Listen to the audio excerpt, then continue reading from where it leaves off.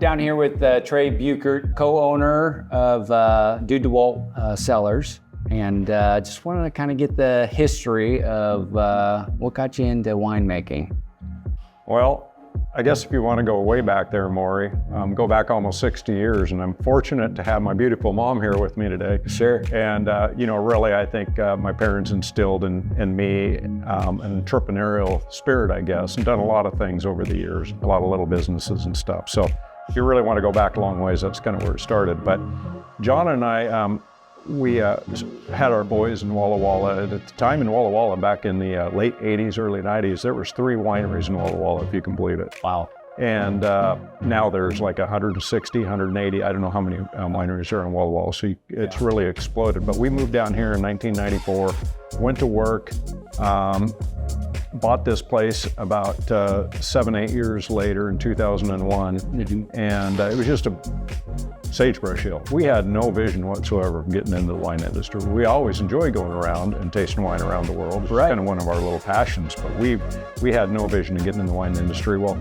for whatever reason, in 2011, we decided to, Jonna and I, make a little bit of wine, just see if we could even do it. So she went and bought some grapes from an outfit over across the valley here, and they were really green. And the lady that we bought them from said, you got to add fruit. That's how you get your fruit flavors out of them. That's how little we knew about making wine. And so we blended this in, we threw some raspberries or something in the grapes, and we fermented it, and it fermented to alcohol. Yeah. Dissipated the sugar, but it was horrendous. It was not good. Whole 5 gallons. But after you kind of go through a learning curve like that, you kind of get the bug to want to do it again next year. So a little bit more. We learned a few things about really, wine is really truly just a grape. Yeah. You get the flavors from the grape. You don't get it from adding things like fruit. Raspberries. Raspberries, yes, exactly. So anyway, next year got a little bit better and a little bit palatable. And the third year, well, hey, we can do a little bit more, and let's buy a barrel and put some in a barrel. That'd be really fun, So you buy enough grapes to make a barrel's worth, and one thing leads to another. Your friends come over and drink your wine, and they like it, and we started getting bugged by our friends. Hey, you guys need to just open up a winery, and it kind of sets in a little bit. Yeah. 2003, we built this barn and poured the concrete in the aisle here, and this was literally our chicken coop right here where we're sitting. And we had chickens in it for years, so this is what we've converted it to. Yeah, so, it's quite the transformation. Yeah, so it's been fun. We've enjoyed it. A lot of good people along the way. Yeah. So Thursday night, you said, is worship night. That's what you call it. Yeah. What does that mean? Yeah. Well, we started here about 2 years ago. Thought, we've all got a duty to spread the gospel to those who will listen. So I thought, well, let's just have a little get together. People can drink wine, and we can have a little bit of music, and people can sit around and have a great time. And so we started that about 2 years ago, and what we do is we just picked a day. We said, okay, we're going to do this because it was kind of successful first time. First Thursday of every month, we are going to have worship night. And so my daughter-in-law kind of shares time with a gentleman named Charlie. A good time. He's a very good musician. In fact, he was here last night. My daughter-in-law, Casey, does an awesome job too. And they come and they play music, and I'll give a little word like halfway through of something I want to share with those that are there. Yeah. And we do that once a month, and it's a great time. People enjoy it. They can sit around and have a little bit of wine and listen to awesome music, and then afterwards we all get to visit and build relationships, and it's just I think part of our mission here that we have at DeWalt. We came up with a mission statement, and in fact Jonna kind of came up with it, and it kind of settled in on us, but excellent wine, one relationship at a time with an eye toward eternity. So It's really simple, so it's kind of fun. So we take advantage of our platform up here that God's given us, and that's what we do. I love it. It sounds like the community loves it too. So that's first Thursday every month. Every month, yep. Okay. Yep. All right. What varietal we have sitting on the vine here? Yeah, this is a Cab Franc. It's a Bordeaux style of grape, and we planted it. It's on its 4th leaf right now. We're going to have a really good crop off it. We're really excited about it.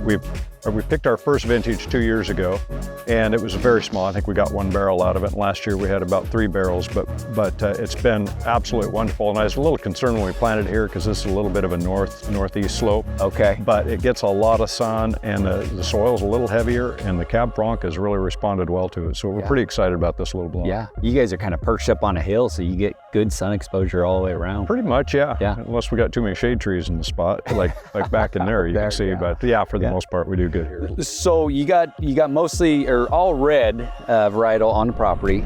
How many other varietals you have? We've got about an acre of Cabernet, Cab Sauv. We've got 2 acres of Tempranillo, which is a Spanish-style grape. And then we've also got a couple acres of Malbec, which we're really bullish on for Idaho. We think that's going to be a great grape here.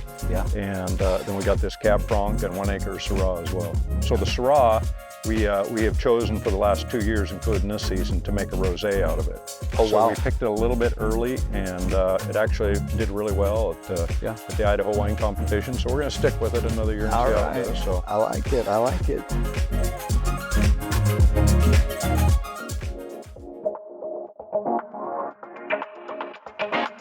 When I was in the military, I was with Special Forces and Special Operations stuff. And when I first started doing this, all my buddies would message me like, "Wait, you're doing what now?"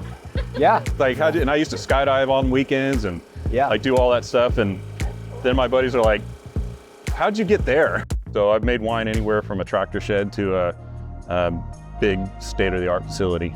So it's been almost 15 years now since I started. Met Trey and John at one of the wineries I was working at, and they liked what I was doing and asked me to consult. So I did that for a year. Yeah. And then I married an Idaho girl. Okay. And coincidentally, they were ready to hire somebody, so they brought me here. And so I've been here a little over a year now. All right. So it's still a passion then, making wine. No, it's definitely a labor of love. After multiple vintages of making wine from this site here in the Eagle Foothills, up on a hill, it's definitely got a terroir. We can see it throughout the Tempranillo, the Syrah, and the Cab Franc. There's a commonality between all of them, not just being different varietals. So we feel like this will be a really unique site to produce some good quality wines. Yeah. Yep. And so far what I've seen in Idaho, the amount of color and phenolics that we're getting off this site, I haven't seen anywhere else in Idaho so far. Oh, that's beautiful. Yeah. There's a lot of science behind it, a lot of math, a lot of chemistry. We're taking our time walking through the vines throughout the early spring through spring and summer, looking at the physiology of the vines, development of the grapes, tasting. Yeah.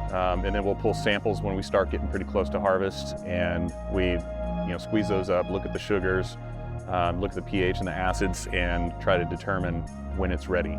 We usually have a couple people up here that are sorting out any leaves or anything in there that we don't want. Okay. And then the grapes will drop down through there, and we'll tumble through this barrel, and then the berries fall through here and then land in our fermenting bin. Yep. And so how long will they sit in the fermentation? In our facility, it's about a week. A week? Yeah, okay. That's about, without temperature control, that's about how long it'll take to get through fermentation. This year's been good because it's been cool at night. We can open up the doors and keep things from getting too hot during fermentation, so it's been a really nice ferment. And twice a day, we punch down. And what we're doing is pushing the cap down, breaking it up, and mixing the grapes through there so that all the skins spend time in contact with the juice. Got it. So during that time in contact with the juice, we're extracting the colors and flavors and tannins and things like that. And also during fermentation is creating CO2. It's a byproduct of fermentation. And that causes all that, it's kind of like soda can in there. Yeah.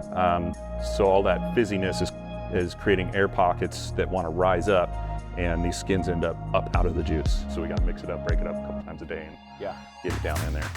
Once we get through harvest, we'll make sure that that current vintage is safe and happy in barrels. We'll switch back to the previous vintage and start the blending process. So we'll look at our programs, based on how much wine we sell of each varietal and blend, and decide how much we need to make for the coming year. And that's the tough part, because right now I'm making wines for 2 years from now. Right. And so we have to have those projections fairly accurate, because there's a lot of money invested when you're buying grapes for not getting a return for 2 years. Yeah. So we'll sit down and, we're making the 2023 now. In the spring, we'll sit down and start making the 2022 vintage ideas. We'll pull samples of all the lots. Me, Trey, and John will sit down and, obviously, like I said, decide how much of what we need and start tasting them. And we may taste a cab lot that we don't want to touch. Leave it alone. Don't mess with it. And then that will go to bottle. Okay. Sometime during that summer, up until harvest. And then we may say, hey, this could just use a splash of Petit Verdot or whatever. And we'll try all that. And then we get the crew in here and blast a lot of music and bottle all day. And most of the bottling, you said, is happening in the spring.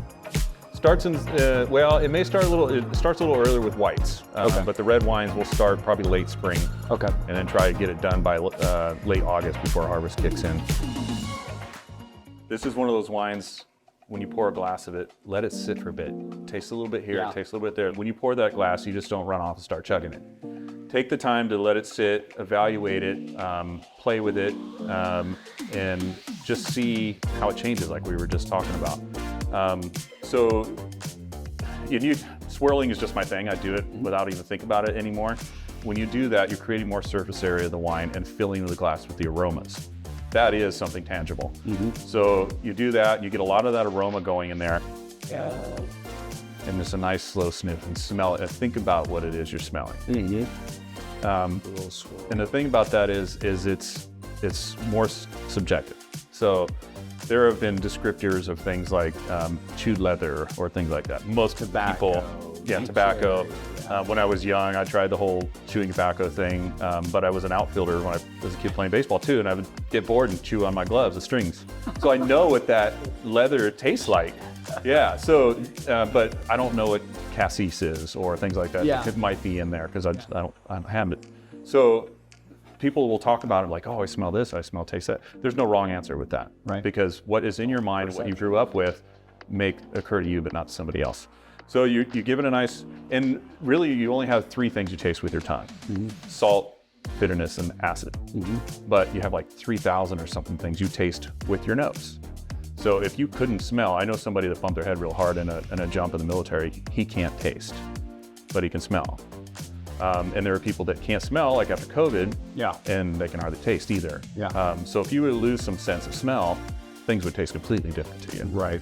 So you take that time to kind of smell it, and then a little taste. And you don't want to like take a big gulp. You want something that just coats the tongue and moves kind of back.